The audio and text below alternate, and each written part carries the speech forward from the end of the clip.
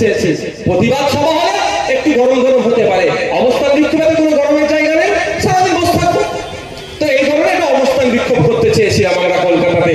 কলকাতা পুলিশকে আমরা চিঠি করেছিলাম, মমতা ব্যানার্জির পুলিশ আমাদের অবস্থান বিক্ষোভ করতে দেয়নি। মানে বুঝতে পারছেন, পার্টির পক্ষ থেকে আমরা জমা দিইনি, আইএসএফ করছে, রাগ হতে পারে। ওরা যদি শিরায় চলে, আমাদেরকে উপশিরায় চলতে হবে। ভাই, অনেক 75 বছর ধরে আমাদেরকে গাছে তুলেছো, আর তুমি নিচে থেকে রাঙা পাখি নিয়েছো। এখন নওশাদ সিদ্দিকী অনির্বাণ দ্বারা বলছে, নওশাদ সিদ্দিকী আর অনির্বাণ গাছে উঠবে তো রাঙা পাখি নিয়ে নিজের জন্যই পার রাখবে। তোমার যদি রাঙা পাখি চাই, তুমি গাছে ওঠো। ওরা শিরায় চলে, আমাদেরকে উপশিরায় চলতে হবে। ওই জন্য কি করেছে, আমাদের নামে দিইনি, পার্টির নামে, সাধারণ একটা মানুষের নামে করে দিচ্ছিলে, সহ্য করো, তাকেও দেয়নি। মানে বুঝতে পারছেন, আমরা কি চুপ করে থাকবো? অত সহজ নয়। 5 টাকার পেন আছে আমার হাতে, পেনের খেলা খেলবো ভাই। আমরা কোর্টে চলে গেছি। আমরা বলে রাখি আপনাদের, আগে হয়ে যেত, কুরবানি আসছে, ঈদ আসছে, ঈদুল আজহার জন্য আমরা এটা স্টপ রেখেছি। ঈদুল আজহার পরে কোর্টে মুভ করাবো, কোর্টের মাধ্যমে পারমিশন বার করবো, আপনাদের ওখানে যেতে হবে। অসুবিধা হবে? আপনারা যাবেন ভাই? যাবেন ভাই? যাবেন তো? যাবেন। ডেট বলে দেবো, সেই দিনকে হাজির হবেন। আমরা লাগাতার করতে চাইছি।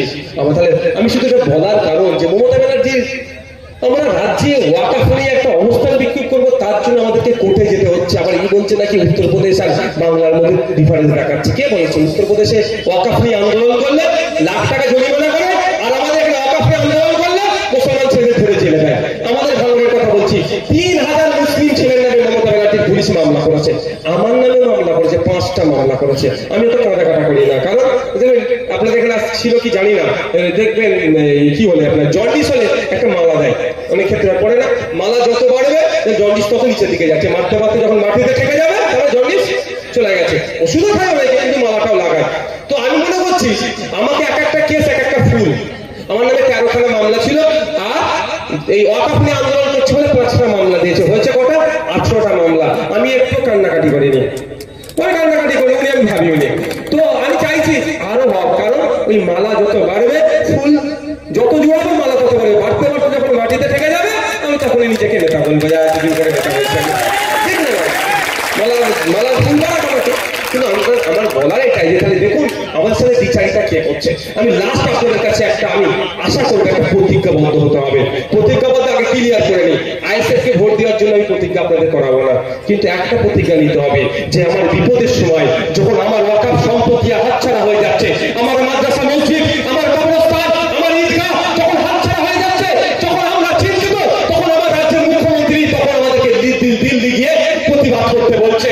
আর এখানে প্রতিবাদ করলে তার থেকে নাকি বড় শত্রু কেউ হবে না। তাহলে আমি বিপদে ভেবেছিলাম আমার রাজ্যের মুখ্যমন্ত্রী আমার পাশে থাকবে, কিন্তু বিপদে সেই রাজ্যের মুখ্যমন্ত্রী আমাকে তুলে সরিয়ে দিচ্ছে। তাহলে আগামী 2026 সাল আসছে, আমি বুঝিয়ে দেবো যে আমার রাজ্যের মুখ্যমন্ত্রীকে, যে আমার ভোটটা কিন্তু 2026 সালে আপনার করতে যাবে। হবে তো ভাই? এই ভোটটা কিন্তু আমার পক্ষেও চাইছিলাম, আমার পক্ষে চাইছিলাম। বলতে পারে ভাইকে আসলো, লোককে হাত তুলে আদা করিয়ে নিজের পক্ষে ভোটটা নিয়ে চলে গেল। অত আমি খারাপ মানসিকতার ছেলে নয়। প্রয়োজন হলে যদি ভালো লাগে খামচুন্নাকে ভোট দেবেন, না ভালো লাগলে ভোট দেবেন না। কিন্তু ইভিএম মেশিনের সামনে গিয়ে আপনি দেখবেন প্রথমে যে বড় বড় ভুলটা আছে, যে পক্ষ ভুল আপনার মাদ্রাসার জায়গা কেড়ে নিতে চেয়েছে, যে পক্ষ ভুল আপনার মসজিদের জায়গা কাটতে চাইছে, যে পক্ষ ভুল আপনার গোবরটাকে কেড়ে নিতে চাইছে, সেই পক্ষ ভুলে দেওয়ার কোনো প্রশ্ন আসছে না। আপনার প্রতিবাদ করতে গিয়ে যে কোনো ভুল আমাদের পশ্চিমবঙ্গে আমাদেরকে ডিস্টার্ব করেছে, সেখানে আমরা ভোটটা দেবো না। খবরদার কি ভাই? মনে করবেন বিজেপিকে আটকাতে হবে, সব ভেবে লাভ নাই। আগামী দিনে ভাবুন যে আমরা বললে ওরা বিধানসভার মধ্যে কোটাকে ঢুকাবো, এটা মাথায় রাখতে হবে।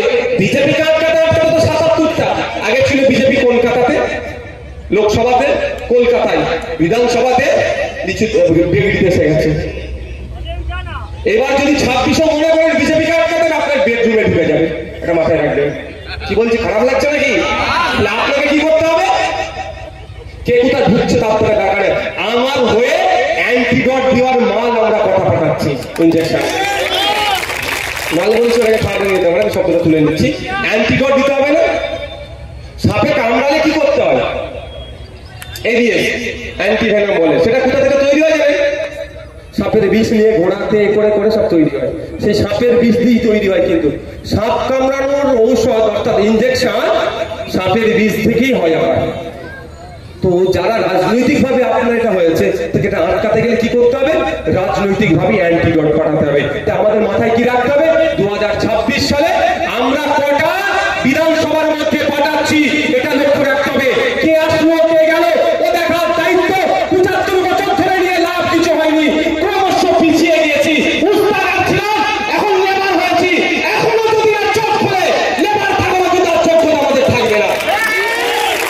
আর আপনারা যদি দায়িত্ব দেন, এখানে হাওড়া জেলার জায়গায় দাঁড়িয়ে গার্মেন্টস এলাকায় দাঁড়িয়ে বলছি, যদি রাজ্য পরিচালনার দায়িত্ব দেন, আপনাদের জন্য যে নবান্ন তৈরি হয়েছিল সেই জন্যই আপনার ক্ষমতায় আসলে আমরা নবান্নটাকে নতুন করে গার্মেন্টস শিল্পের জন্য উৎসর্গ করবো।